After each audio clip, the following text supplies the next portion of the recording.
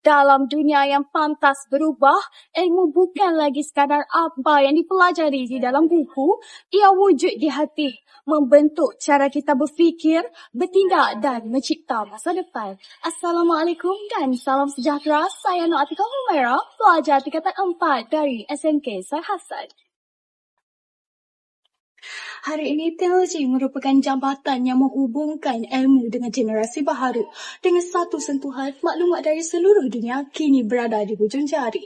Namun persoalannya, adakah teknologi hanya sekadar alat atau kunci kepada perubahan? Teknologi pada masa kini membantu saya untuk belajar dengan lebih cepat.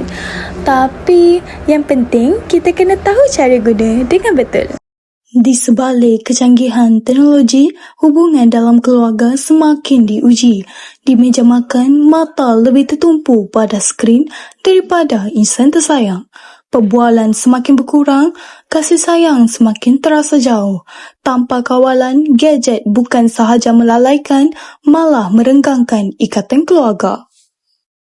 Di sinilah peranan hati, ilmu tanpa nilai hanyalah data, namun apabila digabungkan dengan keikhlasan, tanggungjawab dan disiplin, ia mampu melahirkan generasi yang bukan sekadar bijak tetapi juga berintegriti. Ilmu di hati, teknologi di tangan, gabungan ini bukan sahaja membentuk individu, namun mencorakkan sebuah masa depan generasi.